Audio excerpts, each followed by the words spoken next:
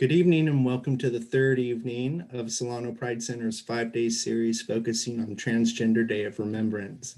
My name is Jamie Eels Booth and my pronouns are them, they, and he, him.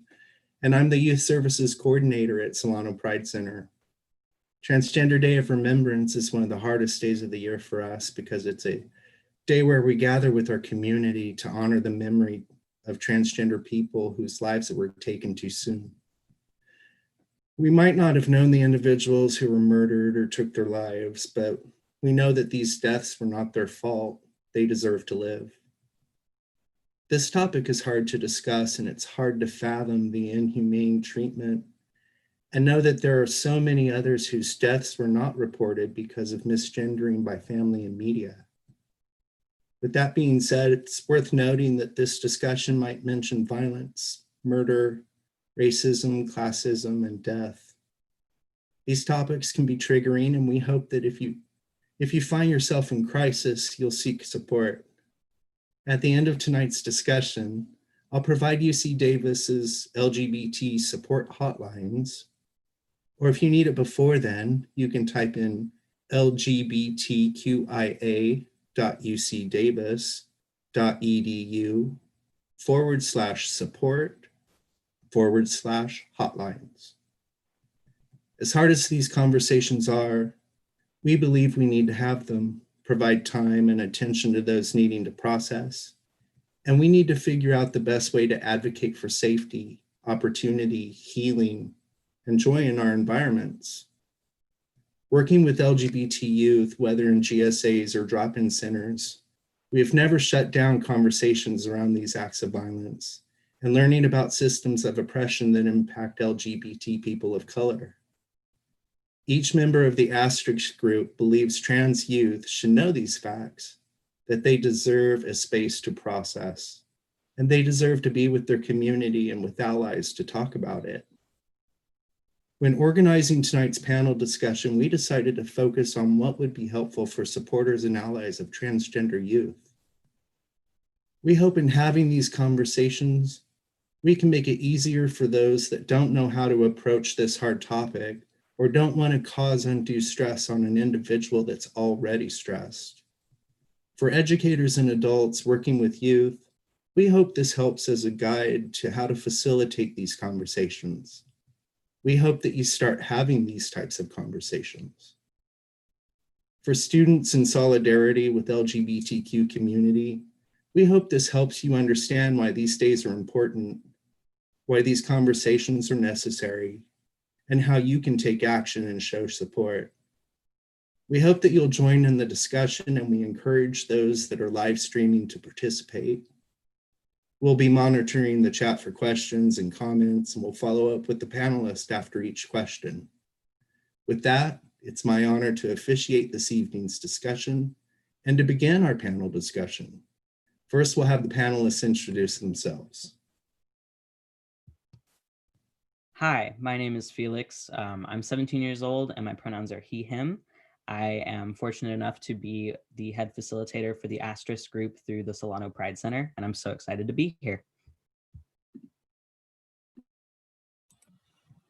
Hi, I'm Jay, them, they. I'm really excited to do this and to get the word out, and I'm 13.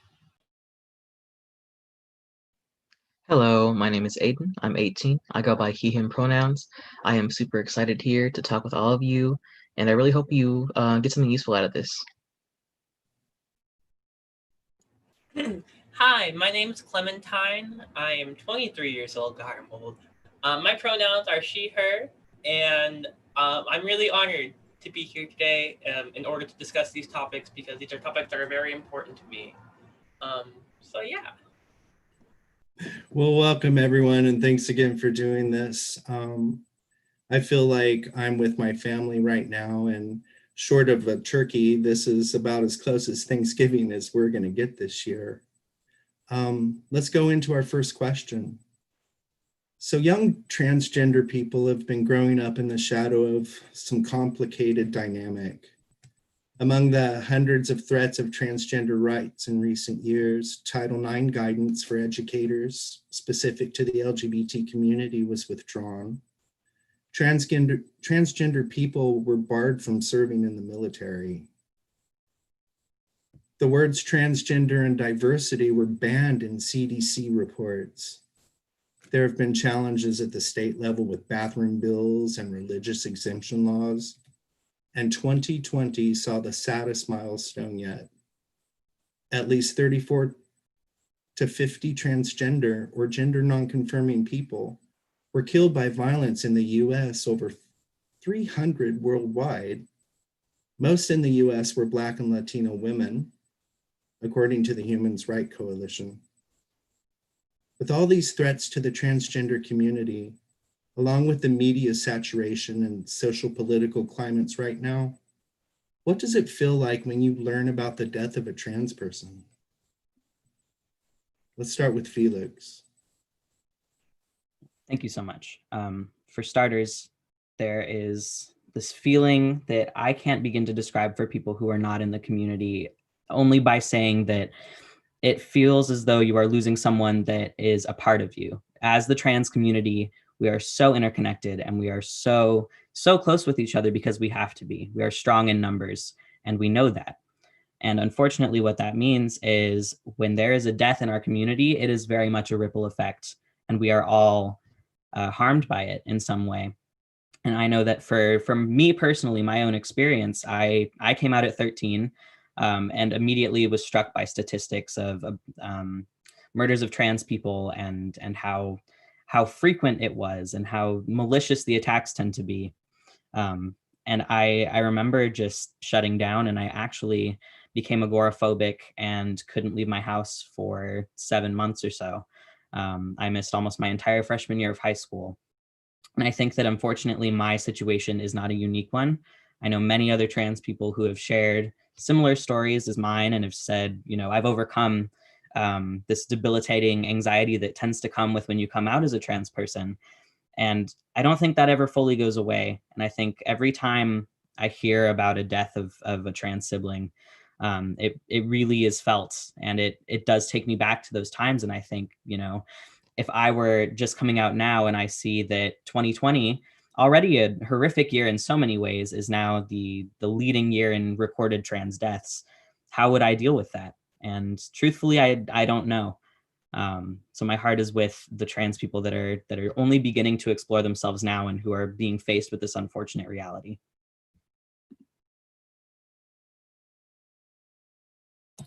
For me, it's more of a thing of a lot of numbness, as I'm not one to feel grief that much. But adding on what Felix said, it really does feel like you've lost a brother or sister, sibling, really, as you know that it could have been you if you looked or dressed a certain way.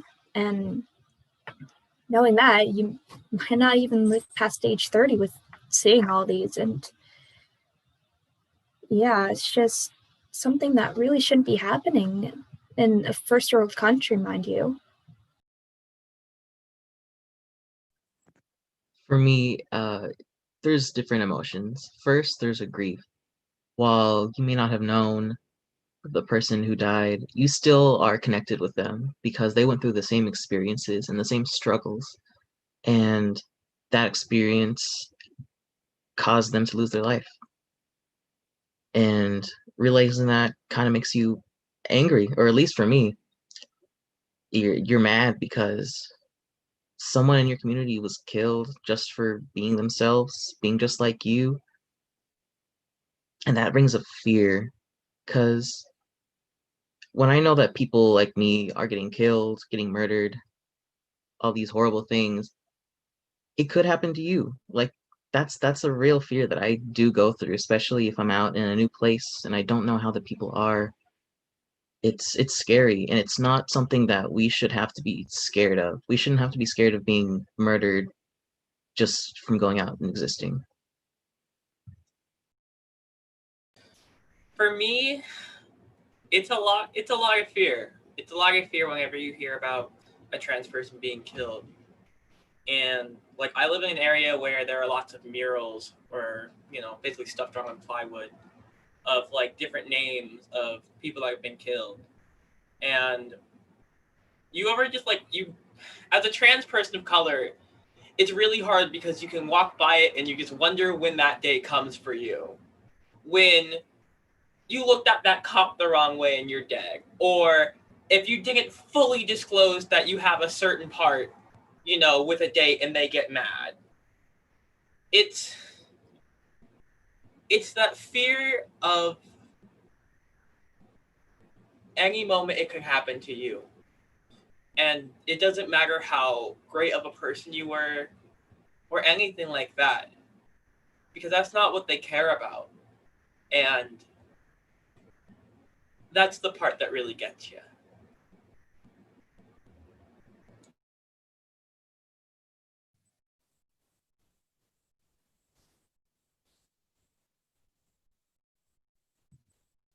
I think a lot of those parts got me, and maybe that's because I have a relationship with you all and I see you for you almost on a weekly basis. And, you know, losing one person in our community is really tough on me, but losing someone that I am connected to like you all, it's just devastating. And I hope tonight we can help bring some visibility. And wow, that really touched me. So, although some progress has been made for trans and genderqueer rights in the 21st century, and although this new election has seen more transgender and LGBT people than ever before, since 2017, most of the few protections and legislative inroads have been curtailed or eliminated.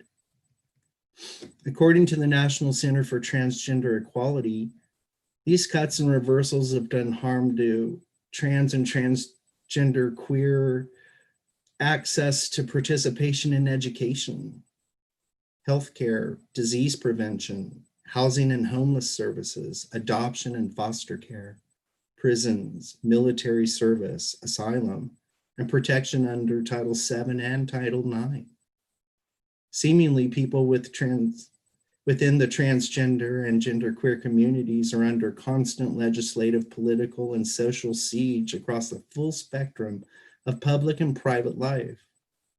When your peers find out about the violence and the deaths in our trans communities and about the disparities across the board for LGBTQ people, what can your peers do to support you?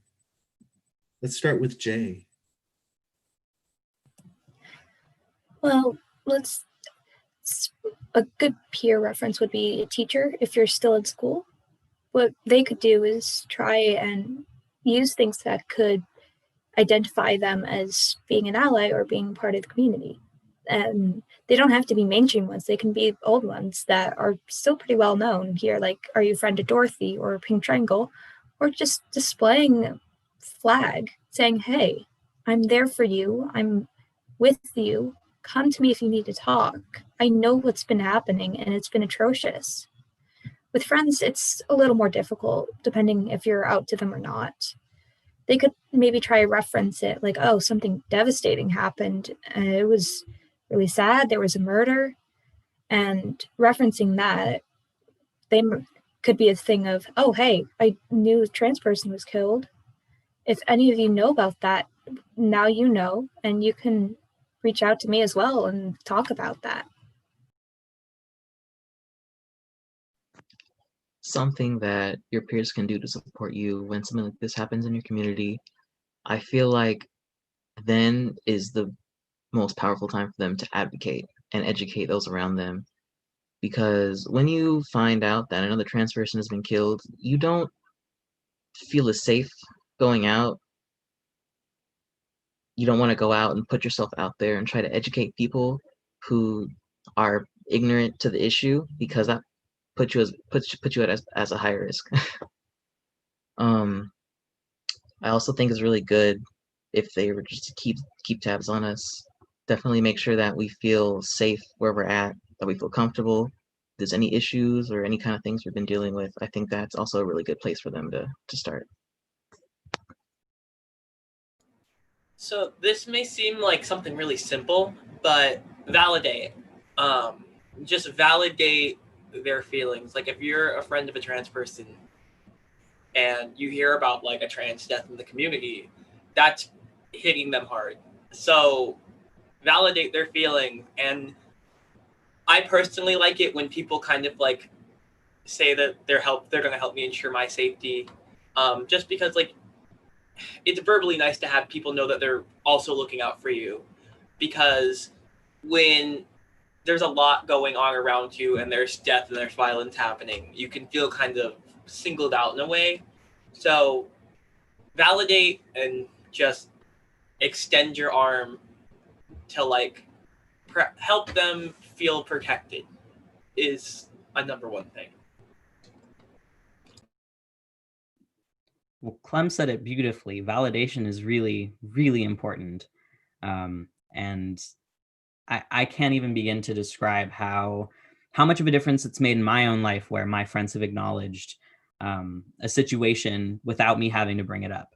And oftentimes that's not a trans death. Unfortunately, those are so often misreported, or they are reported, but on very, very unknown news sites. So most of the time, unfortunately, the only people who find out that trans people have passed on are trans people who are keeping tabs on it in order to stay safe. At least in my experience, and speaking as me, I definitely want to say that at least in school settings, it can be incredibly helpful if you have peers or friends stand up for you when they're around people that you don't even have to necessarily be around, but they should still be advocating for trans rights. And I think that that's something that especially in middle school and high school tends to be a little bit of an issue, where you have, friends of yours that they say, well, I'm friends with a trans person. But at the same time, when you're not around and people are making jokes about trans people, they're not doing anything to discredit that. They're not doing anything to stand up for you and people like you. And I think that that is super, super important, and will eventually, you would hope it would put an end to this kind of manifested cycle of transphobia. And I think that's a really good place to start. I think you're right. I think you're all right. In fact, I think you're all brilliant. Brilliant. So the LGBT community often find themselves educating well-meaning people on LGBT culture. This is seemingly more prevalent in the transgender community, in my experience. And often transgender people find themselves educating other family members, friends, educators, and peers on how to socially navigate an encounter with a transgender person. Assuming that you believe that having these types of conversations about transgender culture and about anti-transgender violence and transgender disparity, assuming that you believe that helps support transgender and non-binary people by increasing visibility, when someone would like to approach this topic, what are some helpful questions to ask? Why don't we start with Aiden? I definitely think that helpful things to ask when someone who may not know as much or may not be involved in the community wants to address this. Definitely, I feel like the first thing they should focus on is what is like a okay thing to say and what needs the most like addressment. Because some issues are obviously going to be more prevalent and a lot bigger than others. And I think those ones, while all other issues are still valid in the community, those ones may need to be addressed first. And especially, they should also think about who can't and where can't people advocate for themselves. And I feel like allies can put themselves there to make it safer. Because I definitely think that, especially if it's a cis ally, um, that they're going to have a much easier time getting through to other cis people rather than like a trans person. That's just kind of how the mind is wired. You're going to listen to someone who is like you. Yeah, I think that's a good place to start. So I feel a good place to start in terms of asking a question is Okay, I'm gonna spell this out for a minute. It might sound kind of dumb at the start. Ask yourself when you're asking questions, am I thinking with my straight brain? If you're a straight person, or and that sounds kind of kooky at first, but it, like, when historians are looking back in time, you have to take off your 21st your 21st century lenses to view a lot of history. Do that, but with trans and LGBT people. Say, okay, I'm going to look at this and I'm going to figure it out and ask questions without viewing everything as, like, from my straight perspective. And this can be challenging because it requires a lot of empathy, but that is something that can be worked on. So think to myself, am I thinking straight right now? That was a pun. That was funny. Okay. I love following up after Clem because I'm always just so amped up because Clem is a genius and I love listening to what she has to say. I definitely, being one of the only trans people at my school, for a very long time, when I was in high school, it is something that gets brought up pretty frequently, where you'll kind of be the one trans person that they can kind of come to with any of their inquiries, and so you end up with a lot of really weird questions, I find, and sometimes it's kind of amusing, and you have to be really careful about answering that as a trans person. You don't want to come across as like condescending or like, oh, you don't know what that is. At least for me, I worry a lot about that, and I want to be able to educate in a way that kind of permeates this safety net around trans issues, where cis people feel comfortable being able to say, okay, not that they feel comfortable to speak over trans people at all, but that you feel comfortable to be engaged in the conversation and be able to listen. And so I think that a really good way to talk about it is, bring it up with the person, but just really ask what they need. Like, as far as when it comes to like violence and when it comes to discrimination and oppression, I think a really great place to start is to ask a trans person, like, what are your views on this? What does your community need? And I think you'll find that the very common answer is intersectionality is massively important. We need to have more protections around, especially trans women of color, trans femme people of color, and gender nonconforming people of color are also very much in danger.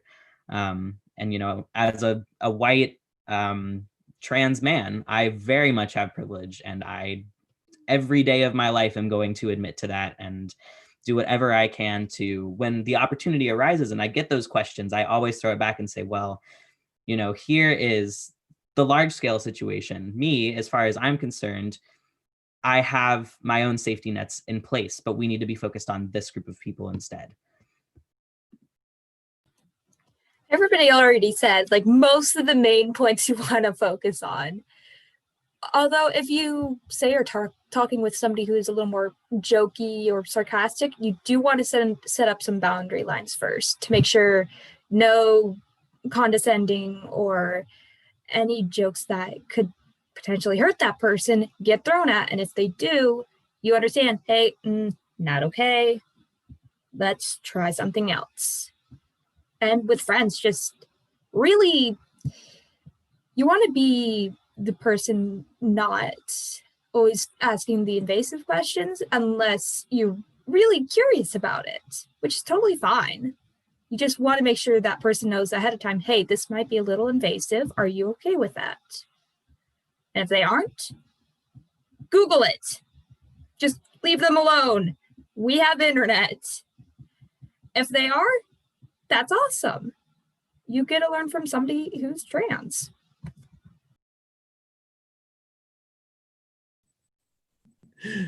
Google it. Man, I am just so impressed.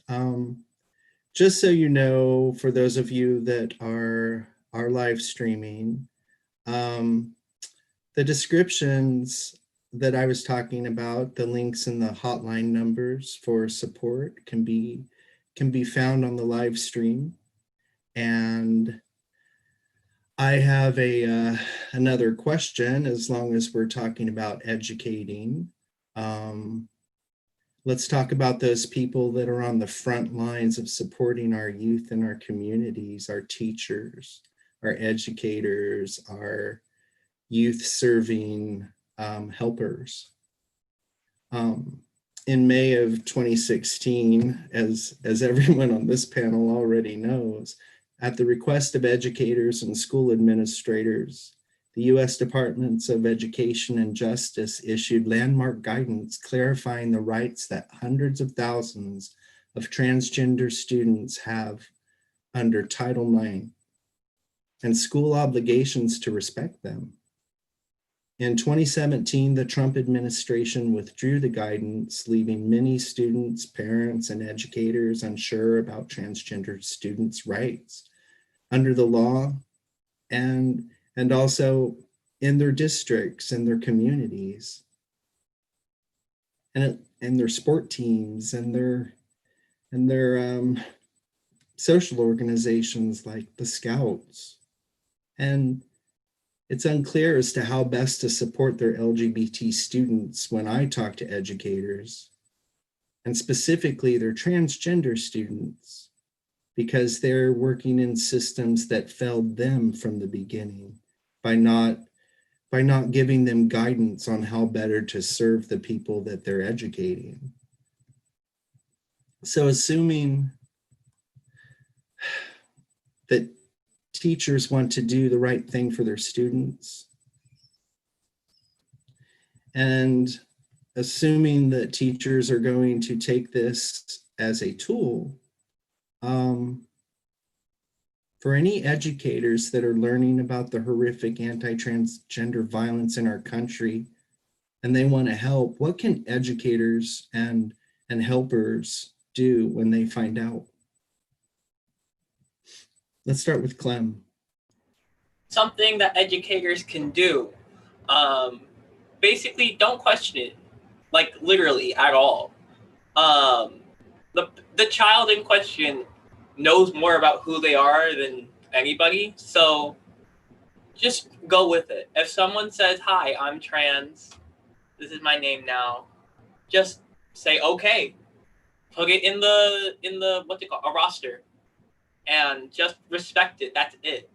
Like, respect it and have a no tolerance policy for disrespect for it. You gotta squash that shit when it's young. Sorry, forgive my French, but it's very important to have like that reprimand for when those students are disrespecting along those lines of like, because if you don't stop it when it's early, it festers and it gets worse, and it leads to transphobia and it gets people killed. So don't ever let it just be a joke. If they say it, they said it and they meant it. And so respect kids and make sure they stay respected. I totally agree with Clem again. And I love this idea that, I think that pretty much in any situation I can imagine, the people who grow up to become, these kind of loudly transphobic individuals, or these people who are very boisterous about their anti-transgender ideas, they tend to start out, not that way as very young people. People aren't born and decide that they hate trans people. Like, that doesn't happen. I mean, it might, depending on where you were born. Just kidding. But like, there's definitely not this, people aren't born hateful. I'm very much a firm believer in that. And I think that when we have these communities, meaning, schools, especially when you're, a very young person, when you're in elementary school and middle school, those very formative years, and you are surrounded, either as a closeted trans person or just as a cis person who is witnessing this, and you're surrounded by these, trans jokes that are thrown around, like it's going out of style. I remember growing up and hearing trans jokes and not understanding at all what it meant and just hearing it all the time.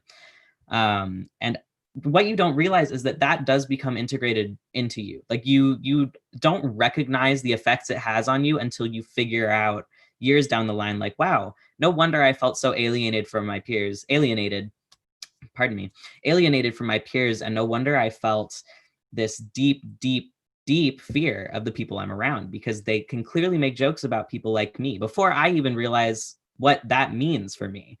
So for educators, a no tolerance policy on, trans jokes or any sort of discriminatory language is just so massively important. As well as, just like Clem said, respecting their identity. I have had instances, and I'm sure everyone else on this panel has, where you've had a teacher or a professor or some sort of person who is an educator who has not respected your identity. And whether they mean it maliciously or whether they mean it just because of a lack of education on their part, it sometimes hurts the same, because you recognize that your identity isn't ever talked about, especially in these spaces where they are in charge of the lives of millions of forming adults, like people who are going to grow up and then run the country. So I think it is just so massively important that we teach our teachers how to learn to respect trans people. Felix and Clem both said it very well. I think going back to what I said, when people learn about stuff that's happened to trans people, is a lot of almost hint like things if you don't want to come straight out. And if that's fine, if you feel like, hey, there might be some repercussion in, say, in a Catholic school or something. But if you're in like a pretty public school with no punishments about it, why tolerate it? You should probably treat it as something that should not be reckoned with, even if it's such a joke. If people don't laugh at it and get, hey, that's not okay, that should be a sign that it was not a joke. And like, again, both Felix and Clem said, having a no tolerance is probably the best thing. And if they feel like someone is going through stuff because of it or whatnot, be there from them. You're a teacher. You need to teach these people how to respect humans.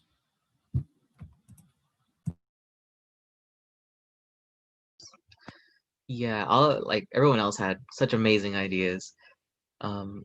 I think that what something an educator can do is educate, which might sound a little redundant, but I think it's really important that teachers, because they're often seen and mostly respected by most of their students, I think it's important that they teach the stuff that's happening around. They should be able to talk and say like, hey, we had a death in our community, or like a town over, this is what happened, and just kind of shed light onto a topic that is never really talked about other than like events like this. And I think that would it might even change, not really change the mind, not one conversation, but it can definitely make a dent in someone who already has hate in their heart. It can help steer them onto the right path, and I think it can really make the trans students feel so much safer and supported in their school. And I feel like another thing they could also do is definitely just keep their like classroom or just like one-on-ones a safe space, a place where young LGBT people can just go and vent or talk about things that they've been struggling with, because a lot of us don't have that at home. A lot of us don't have supportive families or supportive friends, and I think a teacher that you really trust can make a world's difference.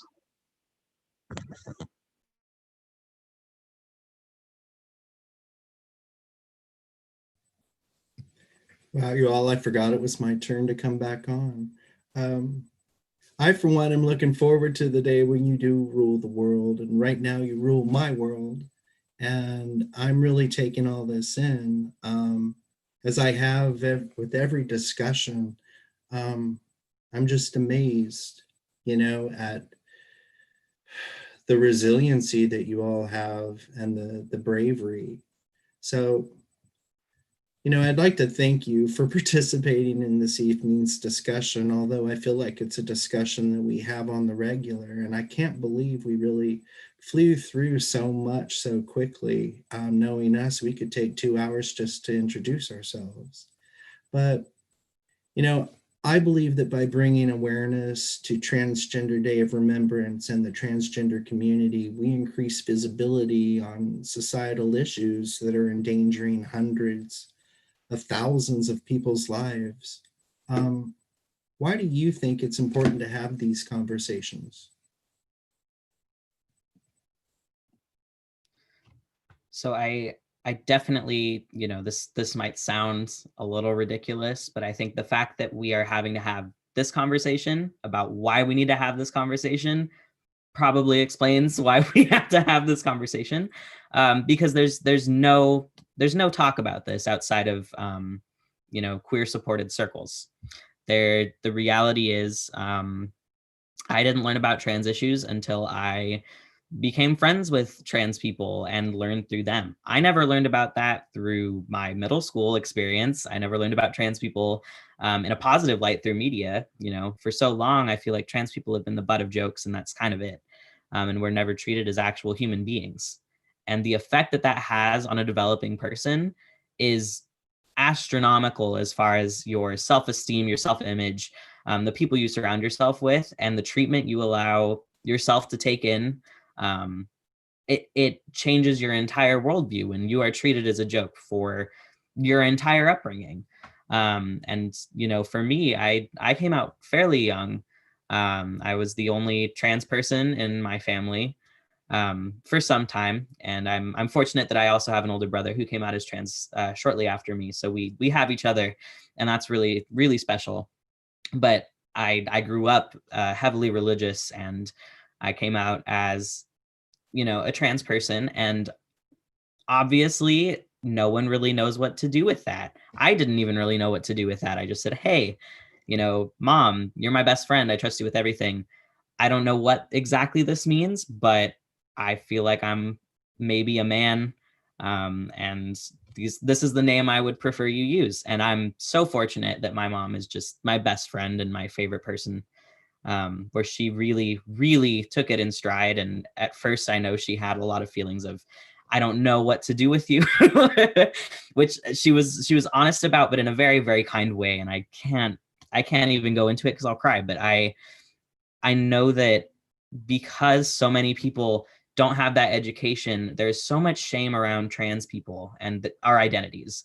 And the reality is, so many parents, so many friends, when they're confronted with that, they start to check themselves and kind of go, well, I didn't, realize that, or I should have picked up on that, or feel a different sort of way, because there's just no information about trans people other than severely outdated information from, 70s and beyond, outdated terminology, jokes in movies. Like it's pretty, there's a virality there to transphobia.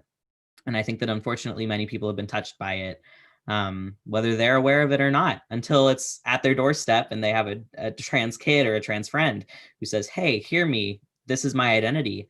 And you really have to take a moment to reevaluate yourself and your values and what you know.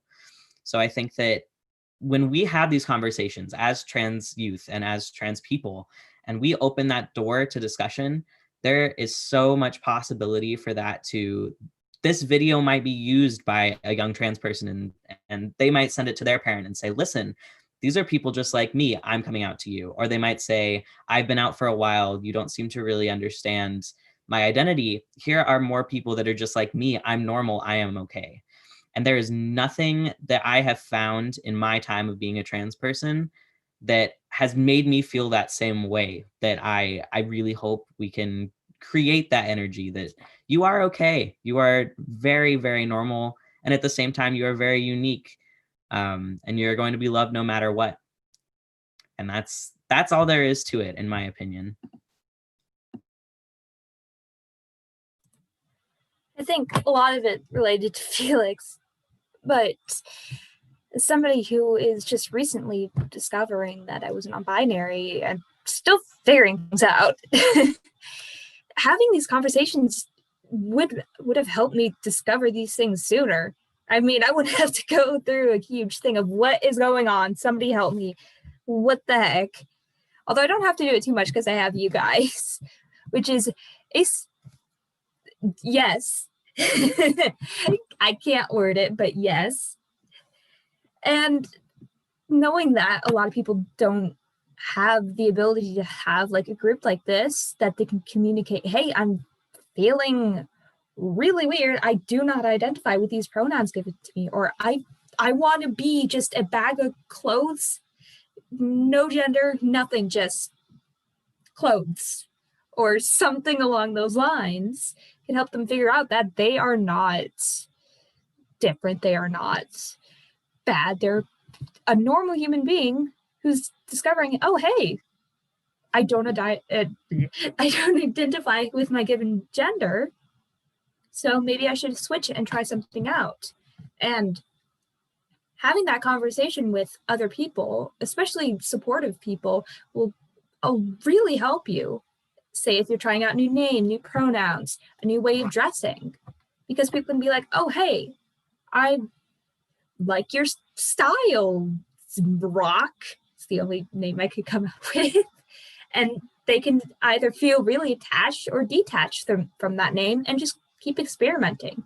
And if they don't know and they don't have these conversations, they're going to be stuck in the dark for years and years until they do find out, oh, this is why I've been feeling this way, or this is why I've been feeling so anxious whenever people use my pronouns. I definitely think that these kinds of conversations don't happen nearly enough. If I'm going to be honest, before, I'd say like a few months before it came out, I didn't even know like what trans was. I've only seen like, the jokes on like Adult Swim and such. And I was like, oh, okay, funny. But I never really knew that it was an actual thing. And then once I started researching and finding these communities of these wonderful people who were out and were living their best life, when it clicked to me, and I was like, oh wow, I think that might be me. But this is something that never really sees the public too much unless someone knows it's happening, and a lot of people don't. I'm sure there's lots of people who don't know this panel is happening right now. And when there's no talk, there's no awareness, and no awareness, none of our issues really get solved because we're never seeing the light. And when people are actually seeing us, hearing us, knowing that we exist and we're in their communities, their neighbors, their friends and families, it leads them to be a little bit more educated. They might start to look into these kind of issues and see what's happening. And I think with the more education and more acceptance, it can really help lessen the amount of discrimination and hate that we face on a day-to-day basis. We need to have these conversations for a lot of reasons. We need to have these conversations because the trans panic defense is still real and alive in most states. We need to have these conversations. We need to have these conversations because an basically trans killing bill was only passed in Washington this year. We need to have these conversations because when I came out, I literally got laughed out of the house. We need to have these conversations because our entire lives, the only representation of trans people we have are, yes, Adult Swim jokes or basically anything. Can you name a single trans joke or single piece of trans representation where they aren't a sex worker? Exactly. We need to have these conversations because kids are dying. We need to have these conversations because if we don't talk about it, no one will. We need to have these conversations to let the little kids know that they can be whoever they want. We need to have these conversations for just to keep people alive, to let trans people know that we hear it. We're all here for it, and it's a group effort. And we need to have these conversations to get allies to help us. we're a minority group essentially, and we need allies in order to keep us safe. And that's very important. And so that's why we need to have these conversations. And I can't think of any better people to have those conversations with personally. I am just thrilled to know all of you. Let's take some questions, shall we? First question, what's it like being a transgendered or non-binary person in Solano County? And let's go with Jay first.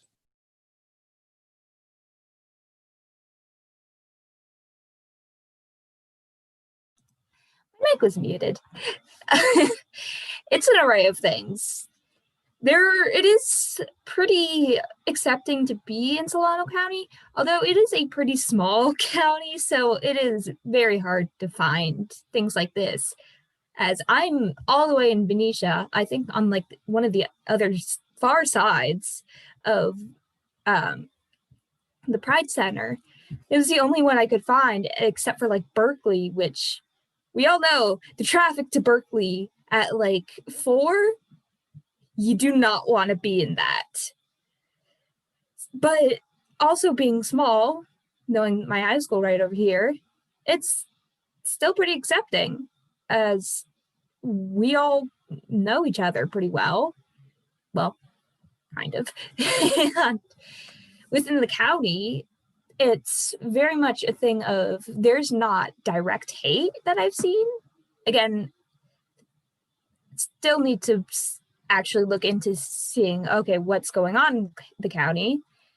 But there definitely isn't like big giant groups every 3 miles or something like that. If you want that, you got to go to San Francisco a mile away, which again, driving to San Francisco in 4-5 o'clock traffic, nobody wants to do.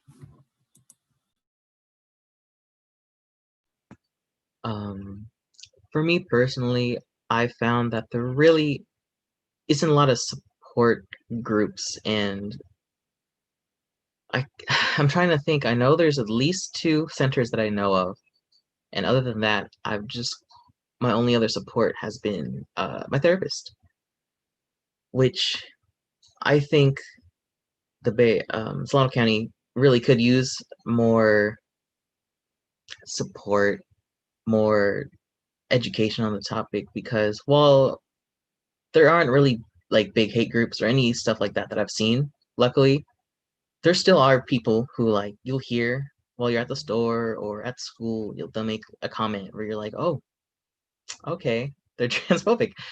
And it comes to a shocker a little bit, just because I'm so used to being surrounded by like-minded folk that it kind of sheds a light that there's still a lot of people who aren't, I don't want to say educated, but they don't know people like us. And there's this kind of hate and resentment. But I think overall in Solano County, it's pretty decent as long as you can find a good support group and some good friends. I hate it. I hated living as a trans person in Solano County. I mean, I worked retail, and so I was a non-passing trans person of color in retail in Solano County, in Vacaville specifically. And the things you would be called, like just whatever. I literally got laughed out of my position once by a group of employees that were working with me because they thought it was hilarious I was wearing lipstick. And then I had the other half of the store that just refused to talk to me. Like if I walked by, I'm a cheery person, I would say like, hey, and be friendly, and they would just no. And they talked to everyone else except for you. And I ran into those instances a lot where I had a lot of people in Solano that didn't like me, and I could never pinpoint exactly why. But hey, we're all cis white folk, so we can the deuce. But I don't know. Maybe my experiences were a bit different because I was in a much older. I was in a little bit of an older setting because I'm a little bit older. So it just got really hard to be around a bunch of adults that don't like you and would actively say harmful things towards you. And I remember there would be days where I just cried after work because I was frustrated. And, you know, especially when you don't have like a great home like that, it just adds up and it can lead to a lot. So there needs to be more support. And I think just education, but it needs to be in a way that kind of makes people look at it. Because we can provide educational material, but if they don't want to digest it, they're just going to keep spewing hate. And I've seen that a lot where I currently live. So yeah, support and just acceptance is needed, but I guess that's what we all want.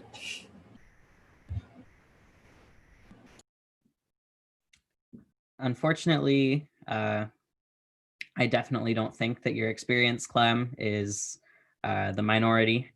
I myself have had a really, really difficult time growing up as a trans person in Solano County. I've been here my whole life. I born and raised in Fairfield, with the exception of the first, 7 or 8 months of my life. And at that point, I lived in another location. But it really, I think I don't really know how to talk about. I've really had very few flagrant instances of transphobia. Most of the time, it's very, kind of under the radar. There will be little comments or little things that people will say. But my senior year, I was yelled out of the men's restroom during homecoming, and I got called a faggot. There were lots of other incredibly not nice things that were said.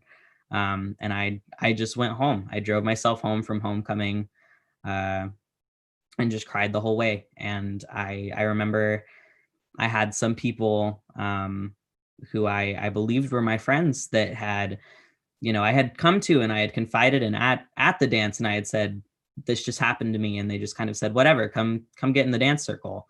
And I don't think, unless it happens to you, I don't think you can really recognize how difficult it is to brush something off like that, because you're still in that location with those people. You know that you're in close proximity with people who are interested in possibly harming you. And again, you're hearing from the time you come out, and maybe even before that, if you had friends who were trans, who introduced you to who you were, you're hearing about trans mortality rates, you're hearing about hate crimes that are occurring. And in Solano County, I think there is no exception. Along with that experience, I've had instances of stalking that have been very, very traumatic. And unfortunately, since that was before I came out as trans, and since coming out as trans, I've had a lot of issues surrounding my safety with that. I have pretty much an entire school that knows who I am, knows my full name and everything, that has been openly unkind and threatening towards me. And they've found, social media accounts that I've had, and they've definitely reached out on purpose to purposefully try to be intimidating or rude. And it doesn't get easier to deal with that. Again, I'm saying this as a 17-year-old. I came out at 13. I've only been out for 4 years, but in my experience,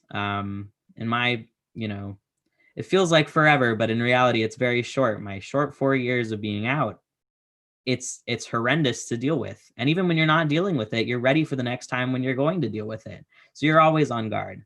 There's not a single moment where a trans person can really breathe when they are outside of their house. And for many of us, even when you're inside of your house, there's not a moment for you to breathe and recognize, I'm safe here. Yeah, I mean, it's been turbulent for me, and I know for many other trans folks in Solano County.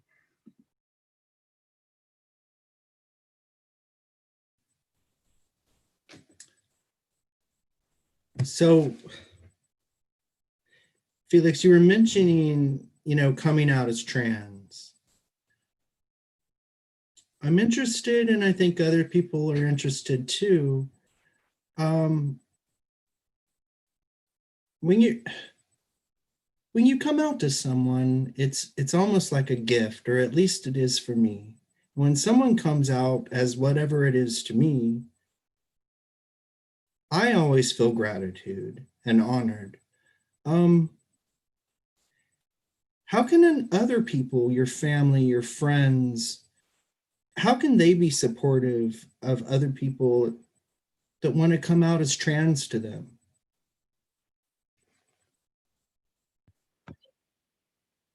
I definitely think that asking questions, asking for clarification, looking up things if they don't understand it can be one of the biggest ways. That's definitely what my mom and dad did when I came out. They were a little confused at first, but they said, we will support you whatever you are, but we need to learn about like what this is, what's going to happen in your future, how to keep you safe. And I think that was one of the most like important things that happened to me because they were the first people I came out to, and because I had such a positive experience, I wasn't as scared to come out to other people, or at least people that I knew. So I would definitely say that education and questions is one of the big things that someone can do when someone comes out to you.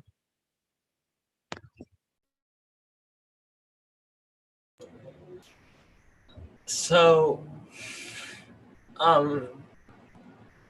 all you gotta do if someone's coming out to you, this one's kind of dedicated to the parents. Sorry. But if your kid comes out to you, just know they're still your kid.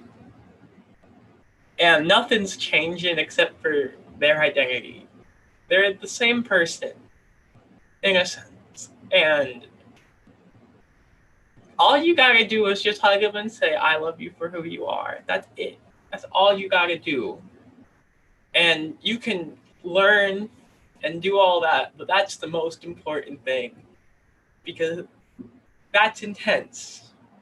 To come out to someone is rather intense because you don't know how they're gonna react. When I came out, like I said, I got laughed out of the house. When I went and saw my best friend group for the first time after I transitioned, they jumped out of their seats and started laughing. And like, just be accepting. Like, you don't know what the fuck they're going through. You don't know how many other people they've told and had a bad experience. So don't you dare give them another bad experience. That's all I got to say. I mean, Clem, again, like, A, I'm so sorry. And B, I think that from where you're coming from and from you sharing your experience, you are causing cognitive dissonance in parents who may otherwise not be interested in supporting their child. You are doing incredible things by sharing that experience, and you are having parents recognize, oh my God, I would never want to harm my child. I just, I thought this way about them, or I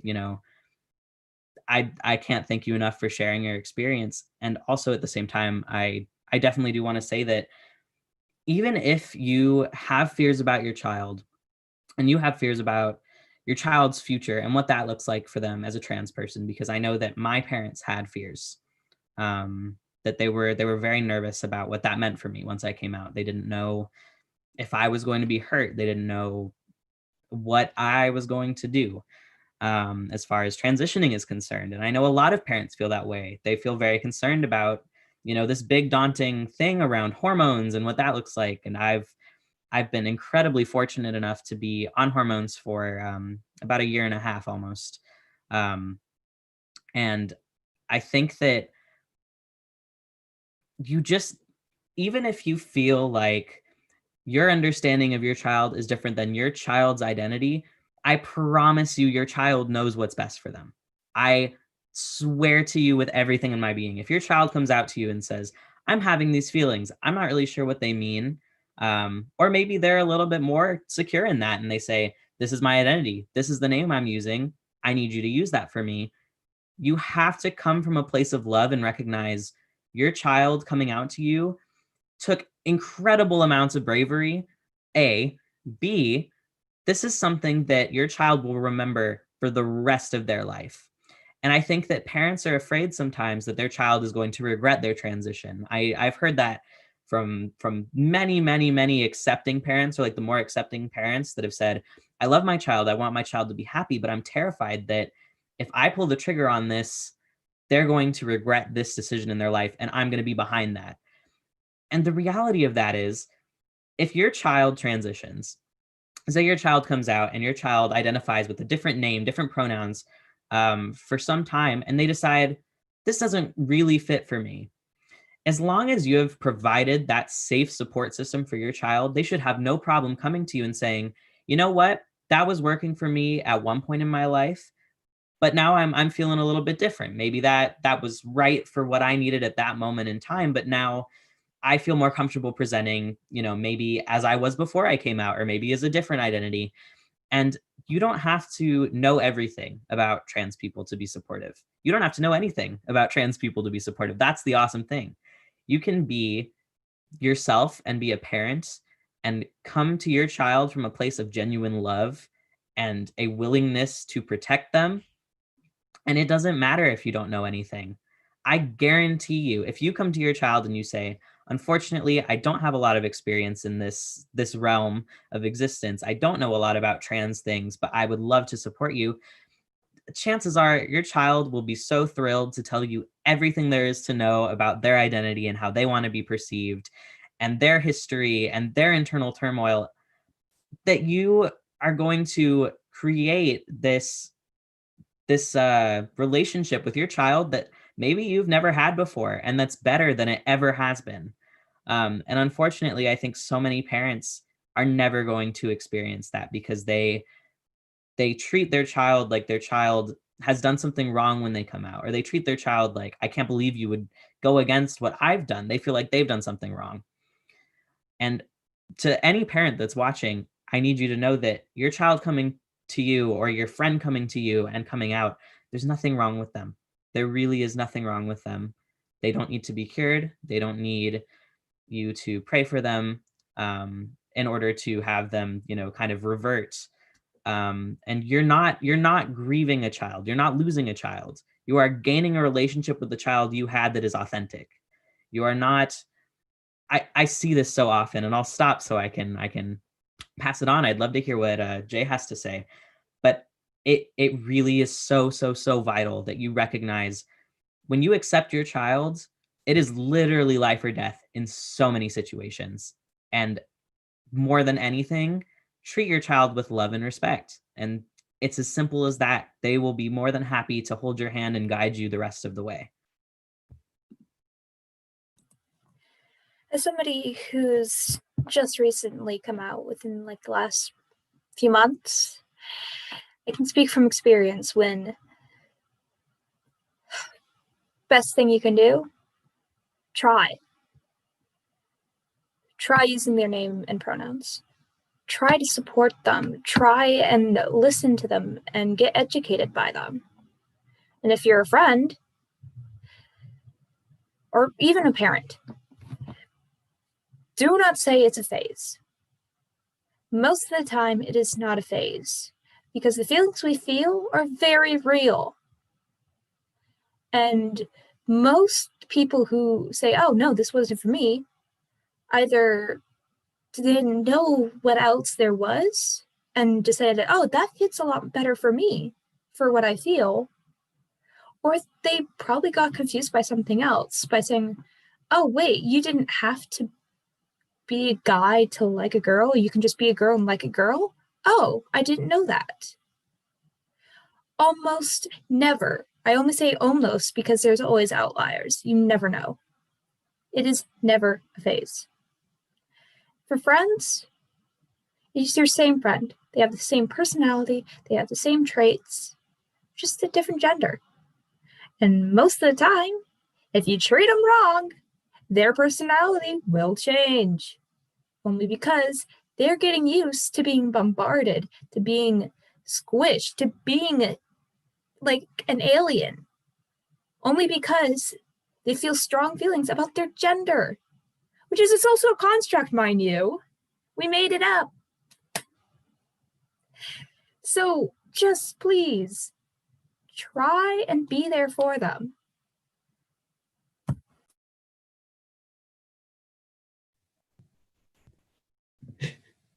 I was just wondering if clicks are appropriate here.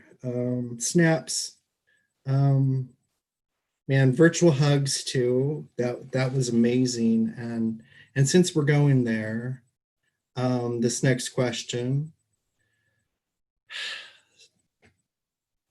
You know, trans people, specifically trans people of color, LGBT people in general, we sit at the top of some pretty scary, nasty lists. In fact, most of them, between suicide, mental health crisis, drugs, HIV, homelessness, poverty, sexual exploitation of children. So we all mentioned it, you know, this takes a toll on your psyche and on your mental health. We mentioned therapists and having friends in therapy and groups that we can reach out to.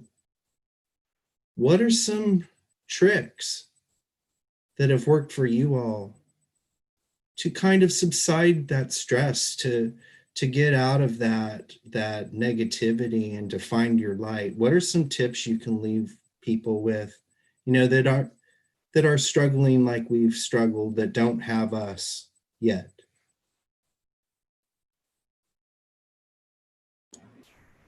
That's a challenging question. And I think I'm personally still trying to find the answer.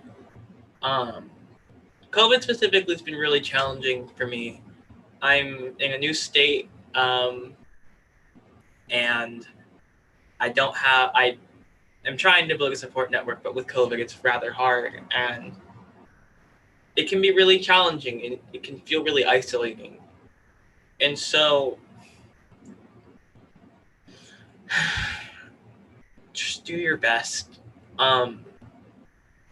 The only advice that, and this is going to sound stupid and kind of corny, but just, you can't stop. That's the advice. Because there were a lot of times I wanted to stop throughout my transition, and I wanted to just die and give up. And so the advice is just keep going. Like, even if you're in a car in the freezing cold with only a blanket to keep you warm for the night, keep going. You know, if all your families rejected you, you'll find a new family. You keep going. Are you hungry? You'll get food. Keep going. No matter what you do, keep going.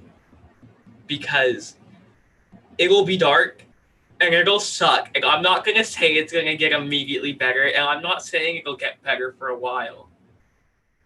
But it will. Every day I look around at my life and I smile now because I made it. And that's the only thing I can tell you to keep doing is just go. You'll get there eventually.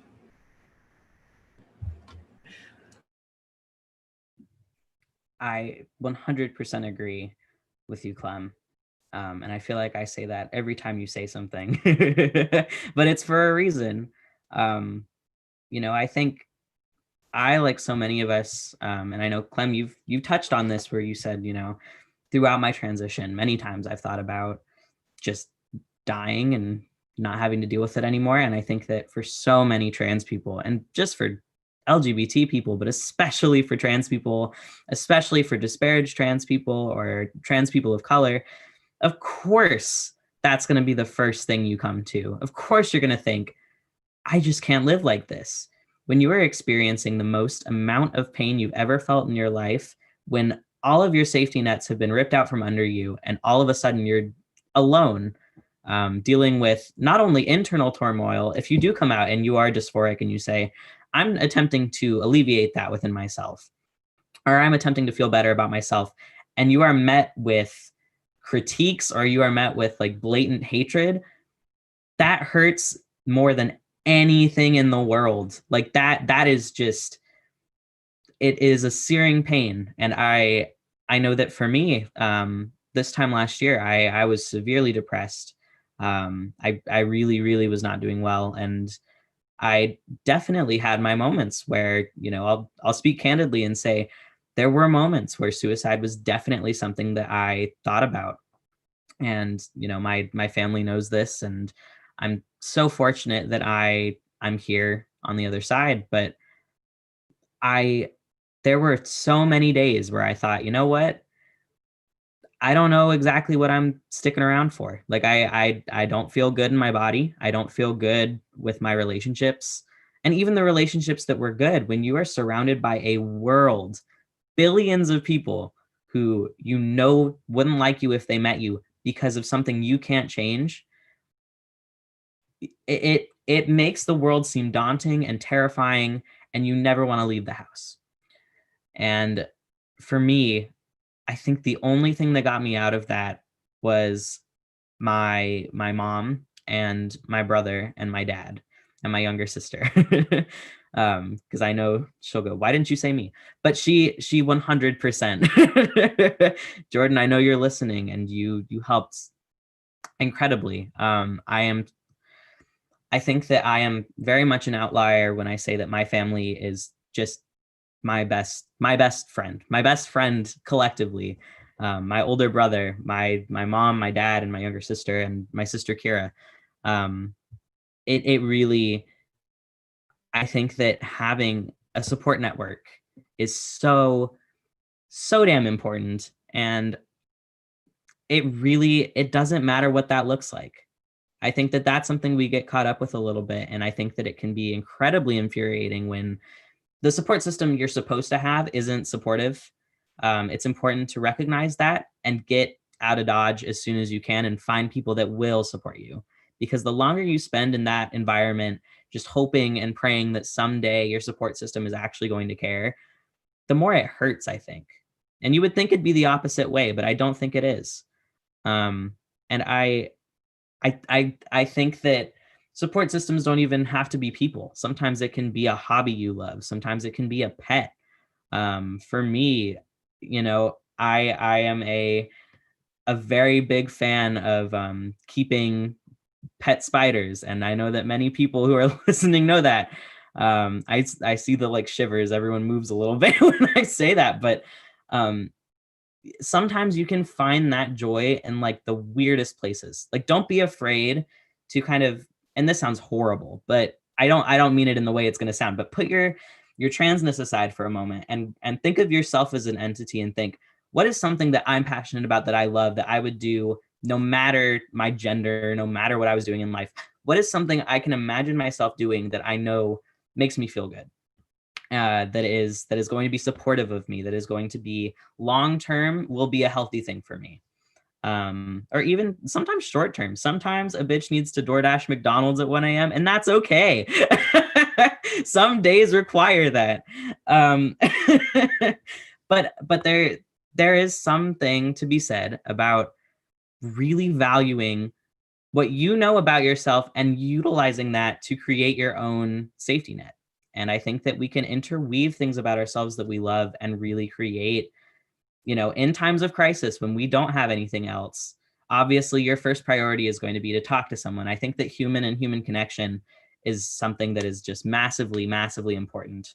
And that doesn't matter who that comes from, as long as they're supportive. But I think that finding something you're passionate about, something you love, it's priceless. And I think that it did really save my life.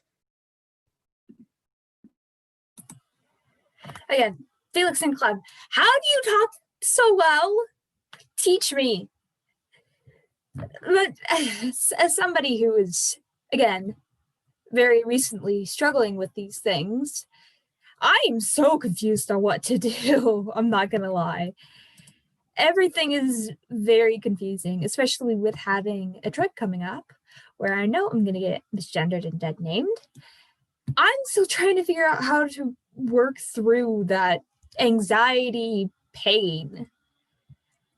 I think though one thing that does help is trying, if you can, to get like a therapist or something, or even somebody that could act as your therapist, but don't use it for long term, especially if you're in high case scenarios such as suicidal thoughts, self-harm, harm to others, that type of stuff.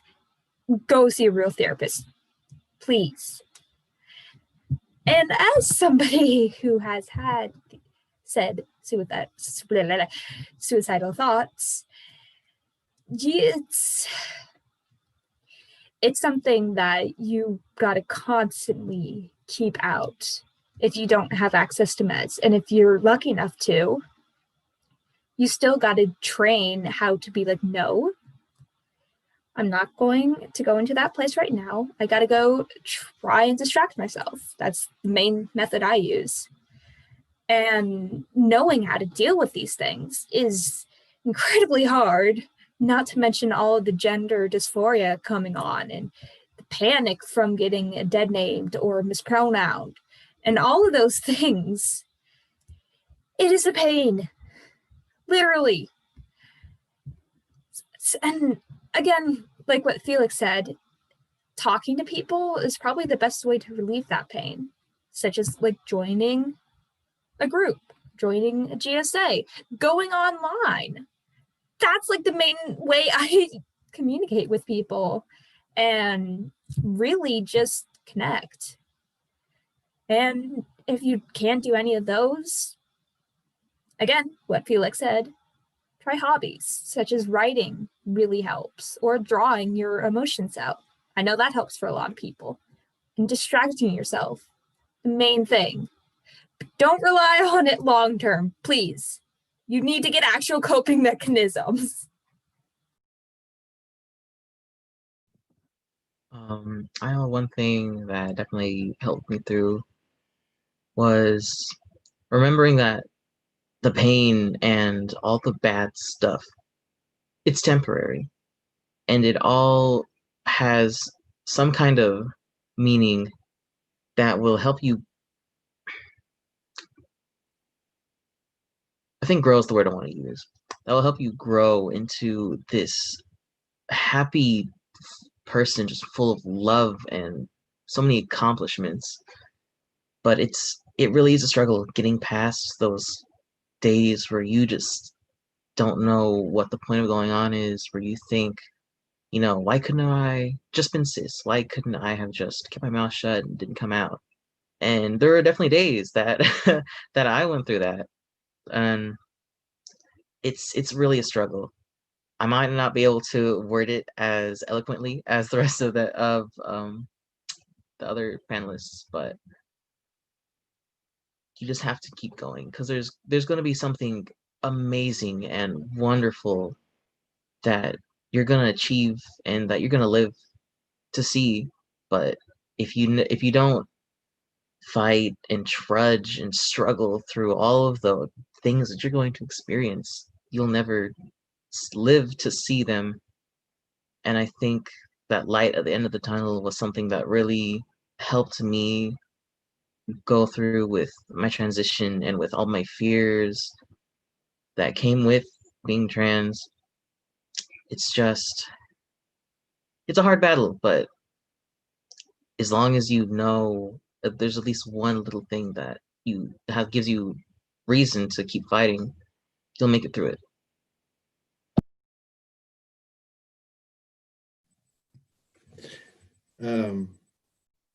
Okay, I have to admit, the majority of the time my camera's been off.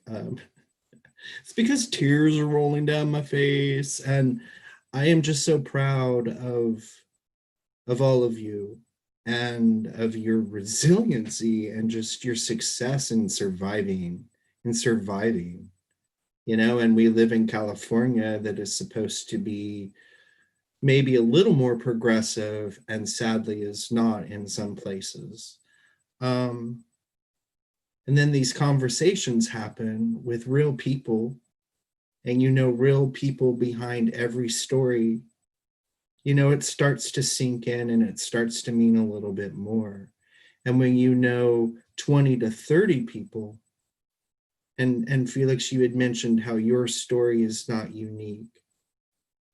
And my story is definitely not unique, but it is a scary MFing story.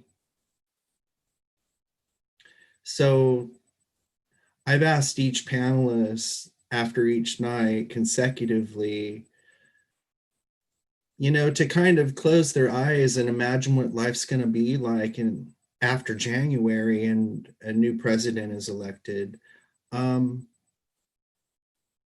What are your top two that you hope, your top two changes you hope to see first? What are your policies you want back, or what are the ones you want started? What do you want the country to do now? Where do we go? I think that the biggest thing for me, number one, is we cannot become complacent. Just because Trump's out of office, our work is far from done.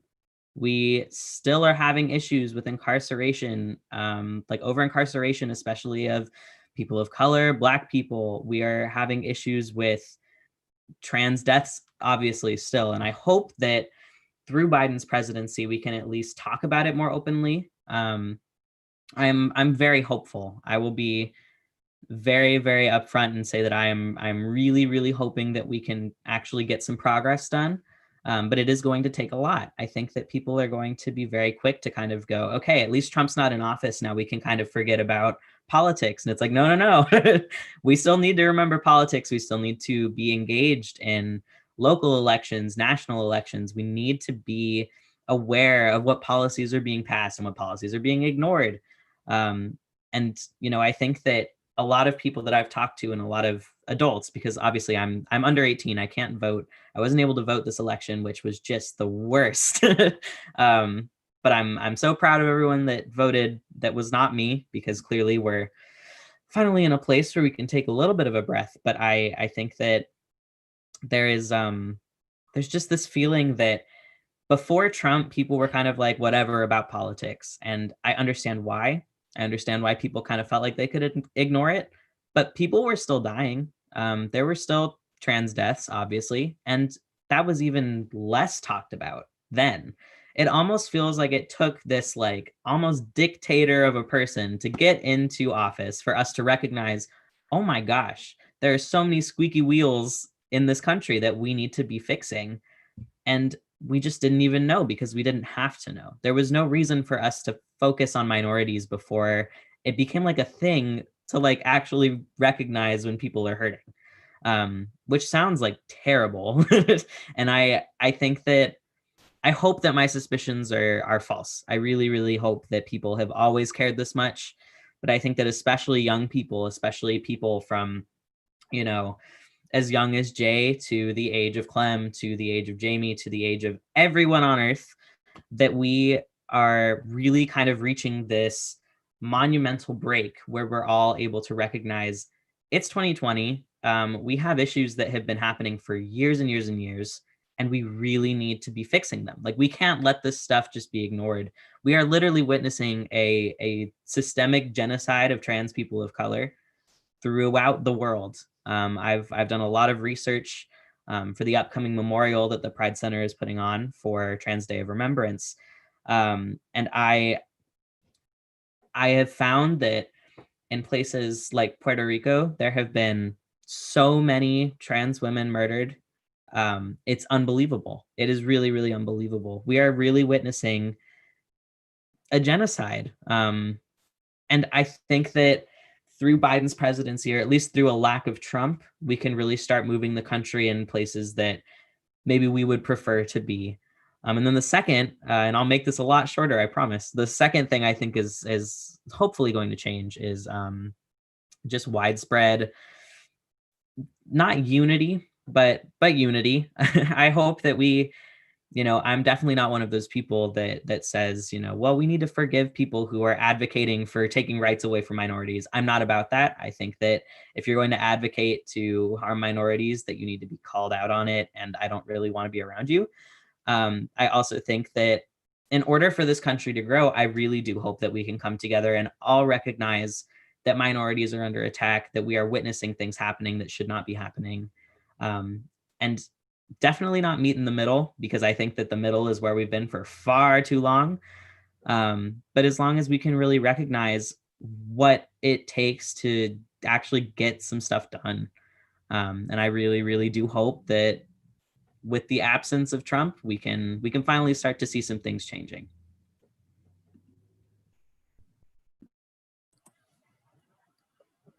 Just because we have a new person running the country doesn't always mean there's going to be an automatic switch flipped. It does mean, though, that we have a better chance of being able to openly be out and, go about daily life. But nothing is ever guaranteed. You never know if somebody was just faking the whole time. You never know if they're not going to make anything because they're too lazy to, or if they forget. And one of the best things that could happen is getting rights for people who are trans back to where doctors can't refuse them, and back into schools, and also maybe helping out other countries, like Felix said, Puerto Rico, that are going through mass genocides, and saying, hey, why are you murdering other humans? Not okay, stop or we'll intervene. And we've had a history of intervening of wars and genocides in the past. And why not do it now with people who are struggling to be humans because other people are biased on their beliefs, which shouldn't really be beliefs, as why separate humans based off of their gender or their sexuality or because of religion, which is also stupid again because most religious texts don't say anything about it. And if they have, it's most likely misinterpreted. And if, just going back to the presidency thing, if really we could just start taking steps, I don't expect anything big to happen because it's only 4 years. That would probably be the best thing. So, two things that I'm hoping to see next year, and beyond that, actually. I want this country to be safer. I want it to be somewhere where you don't have to be worried about getting murdered or getting harassed on the daily basis, just going out. I feel like that's something that really just shouldn't be happening in general, but here we are. And the second is I want it to be more secure, like housing and healthcare wise, because healthcare wise, because I'll be honest, I'm fortunate enough to have like a good insurance plan to where I don't really have to pay too much for anything. But there are people who need like life saving, like they will die if they don't have this kind of medication, and it's thousands of dollars. And it's something that they need more than once a year. And a lot of people don't just have the budget or the wiggle room in their money to have to pay that just to live. I think that's honestly something that's kind of unacceptable. And housing wise, I also don't feel like homeless people aren't really addressed as like a urgent issue. And you can see with COVID, people losing their jobs, people being stuck at home with horribly unsupportive or abusive families.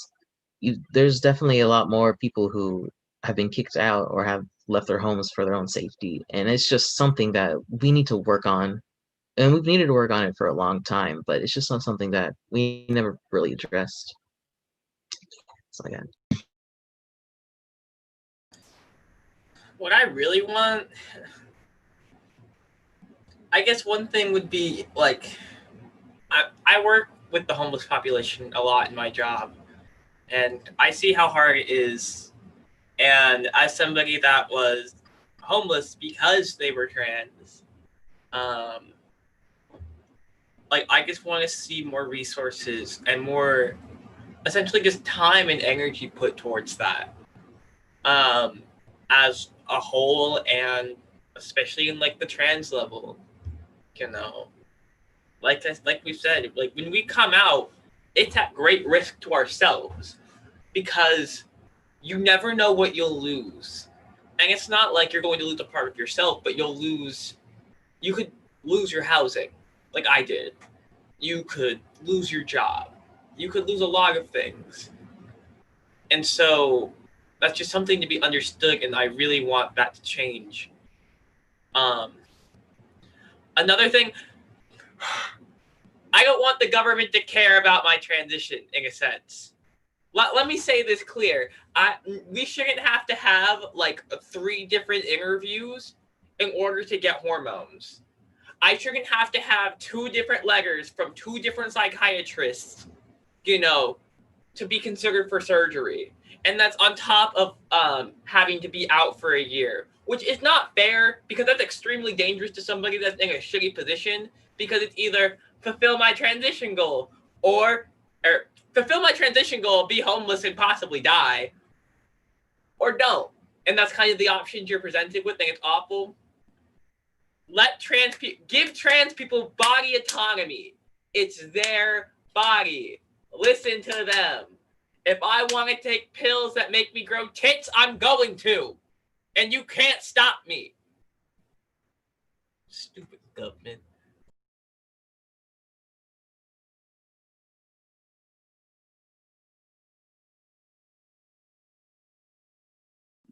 I was so thrown off. I didn't even realize. Oh, I've already gone. Wait, never mind. Go ahead, Jamie. I wasn't thrown off. I was just trying not to laugh and then turn my speaker back on. Well, gee, we, you know something? Snap to you. You're right. When you're right, you're right. You're always right. You all are always right. That's just great. Okay, a question from our community, and we'll just make this the last question. For any closeted trans people that might be watching, and you know, to Clem's point, sometimes it's just not safe, right? Know your environment and consider your safety at all times. Your mental safety, your physical safety, it's all important, and seek some help. Okay, so for any closeted trans people that might be watching, what advice or what tips could you give them, especially to survive the holidays? Okay. All right. As somebody who has just recently experienced being closeted, get yourself a stress ball. One of my main things. Might seem very easy and something that's overlooked, but really they help a lot.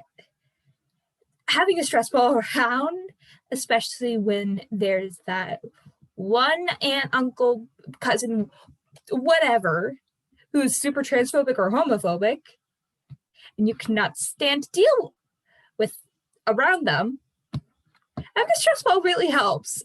And as something that is pretty normalized, you won't be seen as, why are you having a stress ball? It's just there. Therefore, it is easier to sneak into, say, Christmas dinner, Thanksgiving dinner, Hanukkah dinner. I'm not very sure what they do. Any type of social gathering, you You can just sneak it into your pocket if you don't want people to see it, or just carry it around. And if somebody starts going off on the Trump train, you just start squeezing that thing and just try and talk to yourself a little bit, but try not to pop it. Or just pop it on their head. Totally didn't say that. But yeah, stress balls, they help.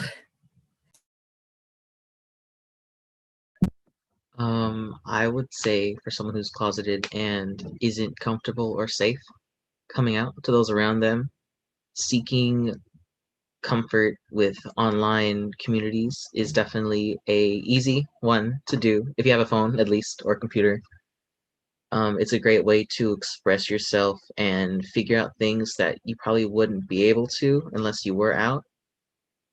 And if we're going to be holiday specific, I would say always keep in mind that you don't have to be present the whole time. If there's ever a time or a conversation that's extremely upsetting and is making you upset, it's okay to, say, I'm gonna go outside, or I'm just gonna go to the bathroom, and then you stay there for as long as you need to cool down and to wait till the conversation's over.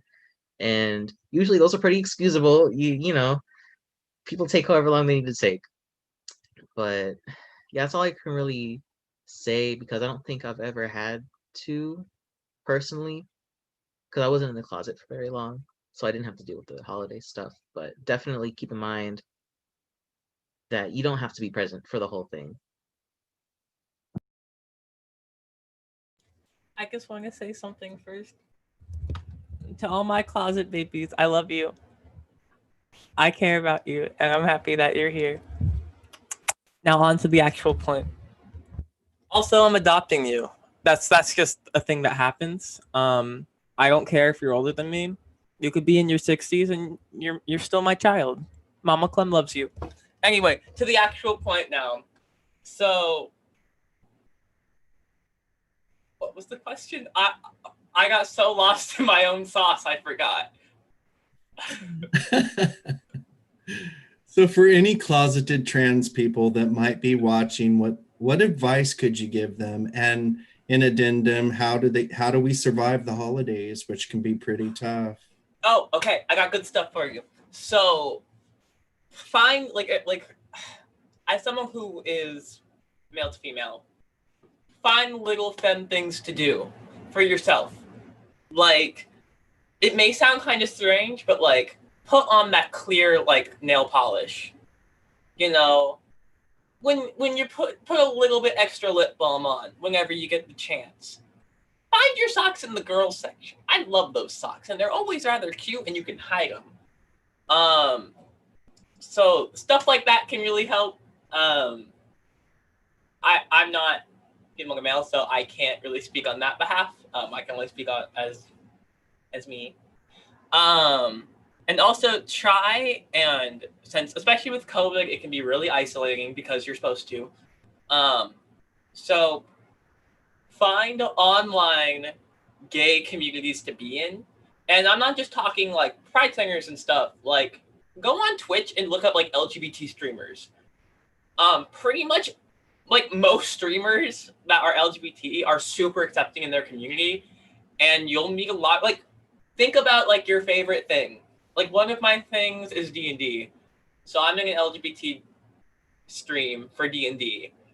And like, it's just a really good way to feel like connected. And like putting yourself in a space that you don't necessarily have to reveal yourself in. You can be more or less anonymous, or, you don't have to like flash it out when, talking to people. And for the holiday part, it might be rough. I'm not going to say it'll be pretty, but you've made it this far. Let's keep going. Final stretch, because you know how you're going to feel in January when there's no Trump and the holidays are over? Think about it like, yeah, winter sucks. It's going to be cold and probably kind of lonely / depressing. But think about how cute spring's going to be. Like, think about yourself in that cute little summer dress that you haven't had a chance to wear yet. Think about yourself in your favorite makeup out at the park. and COVID's over, because we're just going to fantasize about that while we're at it. And you don't have to wear a mask, and you can flex that lipstick and the gloss. You got the whole shebang. And it's a really nice gloss because you bought it off your friend from Etsy, and it's really nice. So, like, no matter, like, give yourself a detailed, like, envisionment of yourself in spring or your favorite season. You can do whatever. But, like, I say spring because I like spring. It's like rebirth.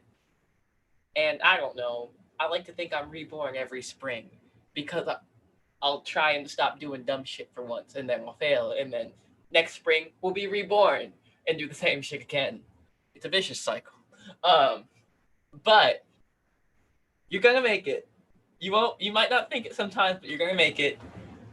Spring's going to be great.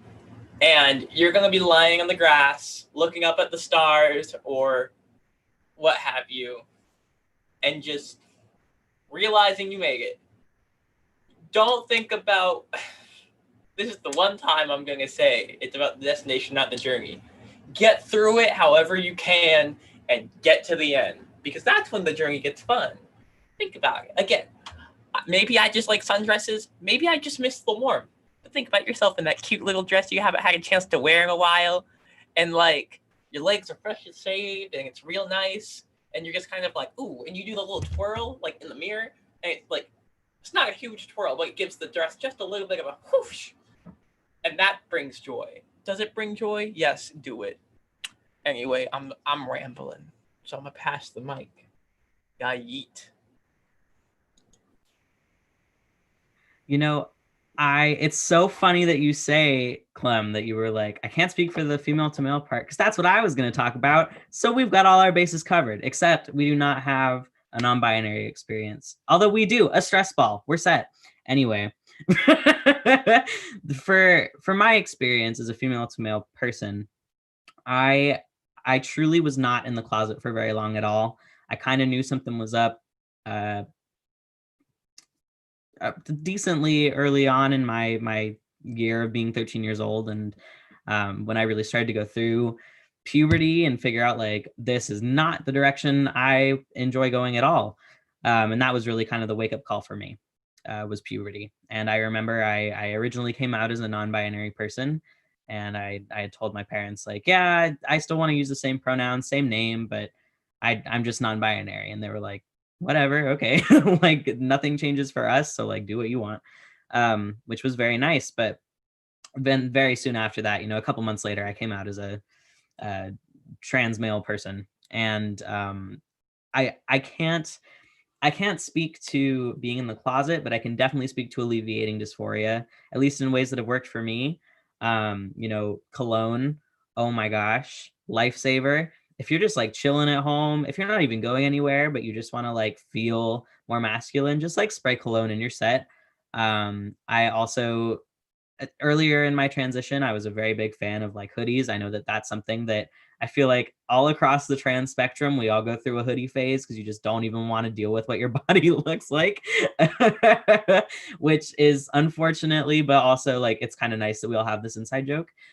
Solidarity, but it's definitely something that like helped a lot, like being able to kind of imagine my body how I wanted it to look, not necessarily how it was represented in the mirror, or be able to have moments where I was able to recognize myself in my own time, using my name, my pronouns. Sometimes I would write myself letters and just say like, dear Felix, how is it going? I hope you're doing well, dude. Or like, just like little things like that. And I'd leave them, especially at school. I used to do that. I'd leave them in like my binder. And I know that sounds really kind of nerdy, but it worked really well to be able to have something that was affirming, even if it's by yourself, especially if a little bit of time has passed and you come across it, a month down the line and you're like, whoa, who wrote this? And it's yourself. So it's a little, not as exciting, but it's still good.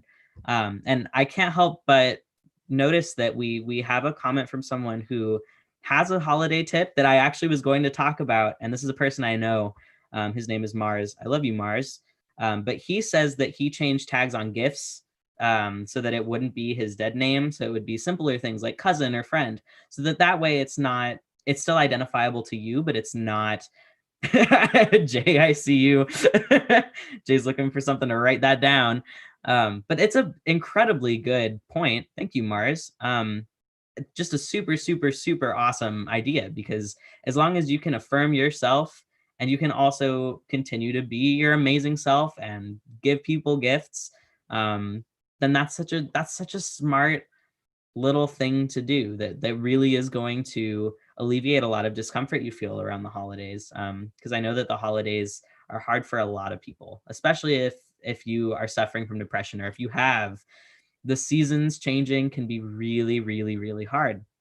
And I think that being a trans person with depression, or just being a trans person, which often kind of it's sometimes it's a 2-for-1 deal. It feels like you come out as trans and you got a little dose of depression you also have to deal with, depending on how you're received, depending on how you're dealing with your own identity. But I know that in my experience, the second I came out, it was like bam. But I definitely want to say that, like, exactly what Clem said, it will 100% pass. Think about, I used to imagine being a dad, because that's like my number one goal. I cannot wait to be a dad. So I used to imagine I like get up in the morning, I make my kids lunch, I look like this like 6'5" lumberjack looking dude.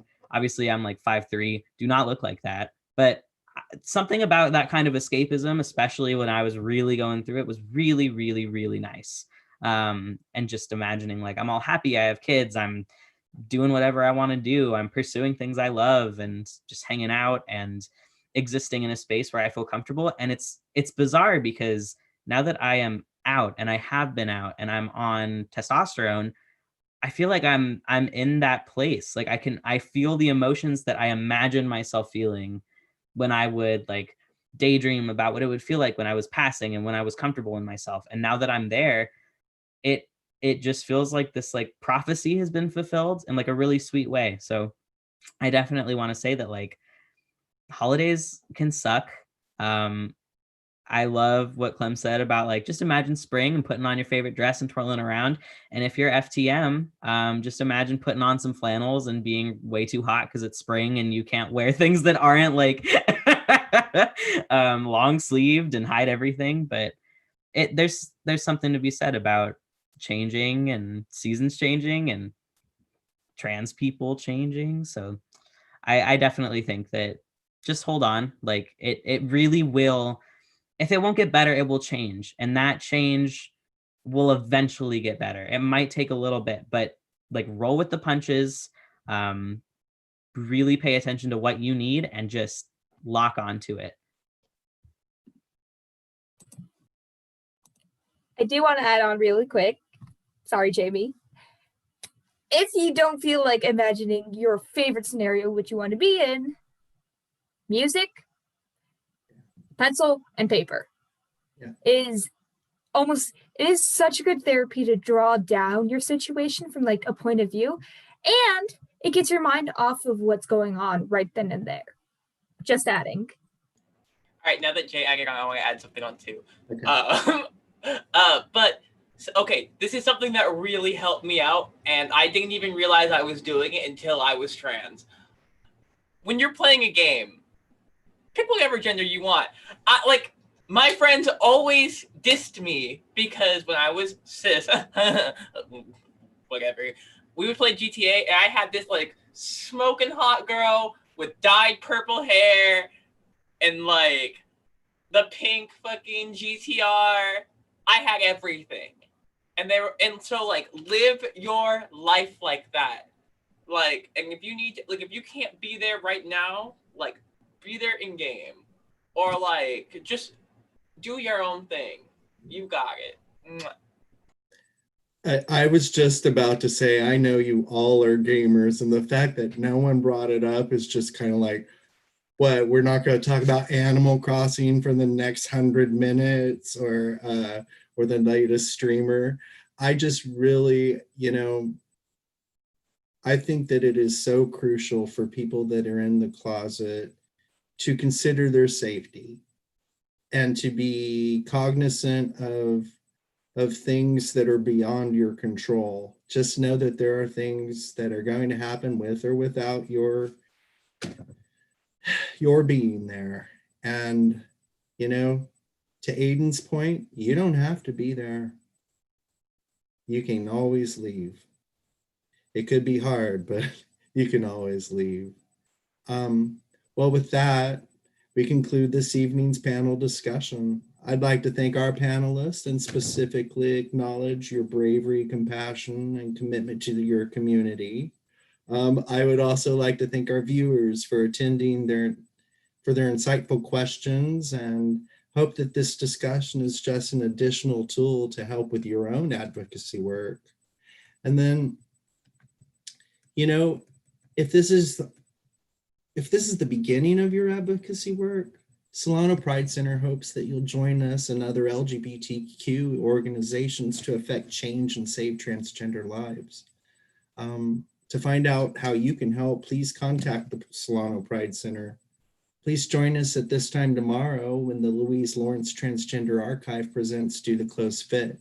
Searching for transgender identity through archival images of cross-dressing. If you found tonight's conversation particularly triggering, or if you need support, please reach out. We'll leave you with a list of those LGBTQ support lines, and please know that we care. And please know that you're never alone. With that, good night.